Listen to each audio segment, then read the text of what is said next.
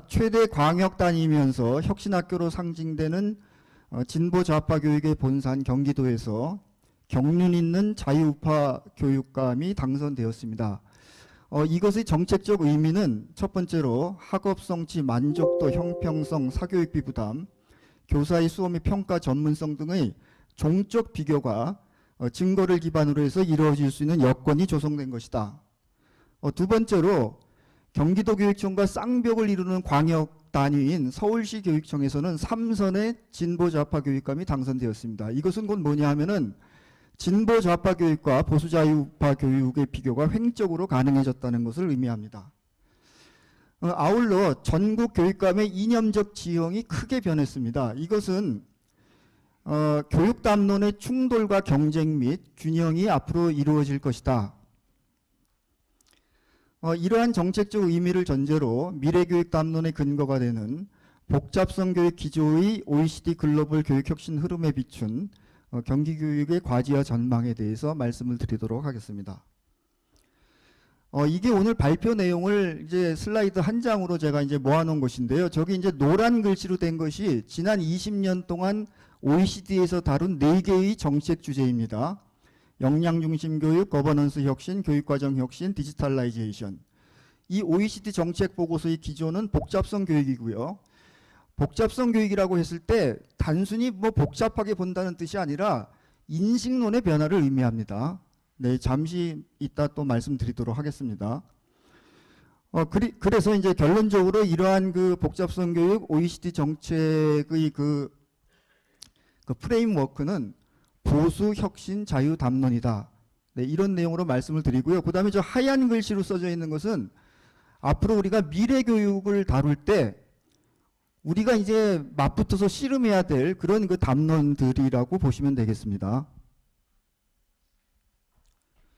자, OECD에서 그 2011년부터 2016년 사이에 6년이죠. 6년 동안 아주 방대한 프로젝트가 진행되는데요. 그게 뭐냐면은 거버닝 컴플렉스 에듀케이션 시스템입니다.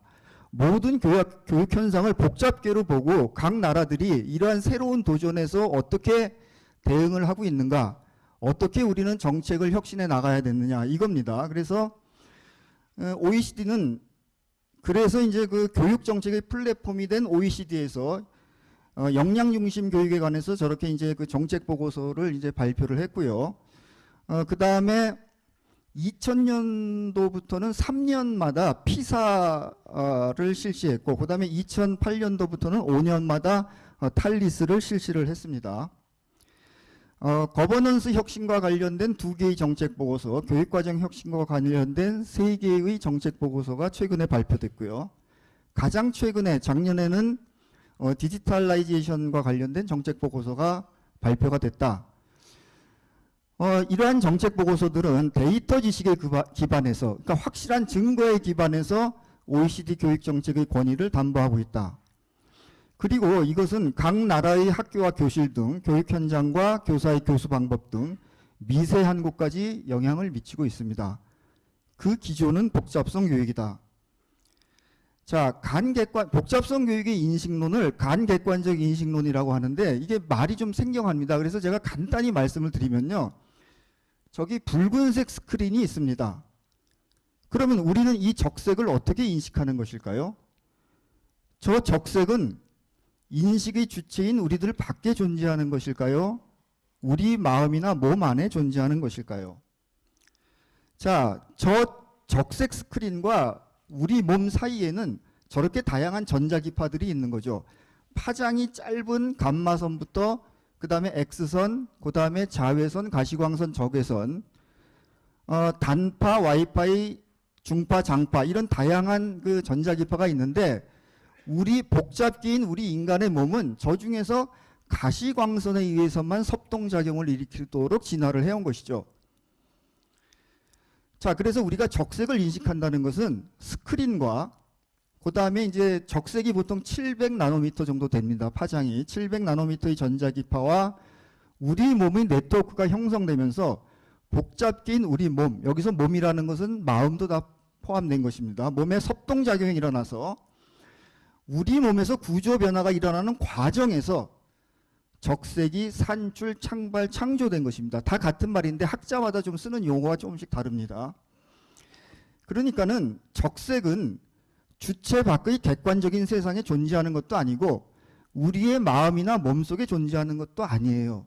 여기서 과정이라는 개념이 굉장히 중요합니다.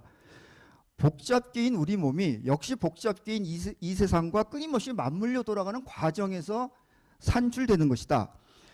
우리의 그 시각 이미지를 비롯해서 우리의 마음, 지식 모든 게 이제 저렇다라는 것입니다. 그게 바로 이제 간객관적 인식론이에요. 자, 우리 몸이 복잡계라는 것을 보여주기 위해서 저것은 뭐냐면은 원숭이의 대뇌피질에 있는 그 시각을 담당하는 대뇌피질의 각 영역입니다. 저기 보면은 그 신경의 흥분이 일방향으로 전달되는 것이 아니에요. 저기 화살표를 자세히 보시면 양방향이죠. 양방향으로 저렇게 연결되어 있다는 것은 저게 끊임없는 피드백 루프로 이루어지는 복잡계라는 거예요. 그러니까는 우리가 빛의 자극을 받으면 저 복잡계 자체가 출렁거리는 거죠. 그것이 섭동된다라고 하는 건데요. 그때 우리가 이 시각 이미지를 산출해내는 것이다. 그런데 저것은 과거의 표상주의 인식론하고 다른 거예요. 사회적 구성주의, 우리 그 진보 교육감의 그 철학적 기반이 주로 이제 그 사회적 구성주의라고 하는데요. 사회적 구성주의까지는 그래서 표상주의적 인식론이라고 그래요. 이 표상주의적 인식론은 근대 시대의 담론입니다. 그런데 디지털라이제이션 시대에는 간객관적 인식론이다, 담론이. 그리고 세계관은 표상주의적 인식론은 이 세상을 선형적 인과관계가 작동하는 기계와 같은 단순계로 보는 것이고 간객관적 인식론은 이 세상을 비선형 인과관계가 작동하면서 맞물려 돌아가는 복잡계로 보는 것이죠. 그리고 인식, 마음, 지식, 역량이 만들어지는 원리를 표상주의적 인식론은 인식 주체하고 객관적인 세상을 이분법적으로 나눠갖고 객관적인 세상에서 인식 주체의 마음으로 또는 우리의 마음이 작동해갖고 객관적인 세상을 반영하는 이렇게 선형적 인과관계로 작동한다고 봐요. 그러면서 우리가 표상을 만들어낸다고 보는데 저거는 단순계적 관점이죠. 그렇지만은 방금 말씀드린 것처럼 복잡계 인식론은 복잡계인 주체와 역시 복잡계인 이 세상이 역동적으로 맞물려 돌아가는 과정에서 인식, 마음, 지식, 역량이 산출된다고 보는 것입니다. 중대한 차이점이 있죠. 표상주의적 인식론은 역동성을 설명하지 못해요. 마치 그 스크린에서 어떤 스크린이 상을 투영하듯이 그냥 표상을 만들어낼 뿐이에요. 그래서 저거를 공간적 사고, 이분법적 사고라고 한다. 근대적 사고방식이 저렇습니다. 그렇지만은 이 간객관적 인식론은 역동성을 포착하여 설명하려는 시간적 사고다. 이것이 다르다. 그래서 근대 시대에는 그 인간의 인식 능력을 확장시키기 위해서 뭘 만들어서 썼습니까? 현미경, 망원경, 강입자 가속기 이런 걸 만들어서 썼어요. 그렇지만은 이 디지털라이제이션 시대에는 역동성을 포착하는 것이 중요하기 때문에 저 역동성을 포착하기 위해서 인류는 데이터, 인공지능 이런 거를 만들어서 그 인간의 그 인식 능력을 확장하고 있다. 자, 복잡계 중에서 가장 경이로운 복잡계가 뇌입니다. 그래서 최근에 그 뇌과학 연구를 잠깐 보면요. 뇌를 복잡계라고 보고 있습니다. 그래서 그 이전까지는 뇌의 주 기능이 생각하는 거라고 그랬는데 그게 아니라 예측을 하는 게 우선이에요.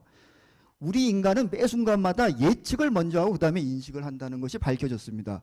왜 예측을 매번 하겠습니까? 뇌를 포함한 우리 몸은 복잡계고 지금 이 순간에도 복잡계인 이 세상하고 계속 맞물려 돌아가기 때문에 끊임없이 예측작용이 일어나는 거예요. 그리고 이러한 예측 기능을 기반으로 뇌의 역할은 우리가 항상성을 계속 유지한다고 배웠죠. 우리 뭐 체온을 일정하게 유지시키고 뭐 혈압을 일정하게 유지시키고 그게 이제 우리 주 기능이라고 봤는데 그게 아니라 엘로스테이시스를 하는 것이 뇌의 주 기능이라는 것이 밝혀졌습니다. 저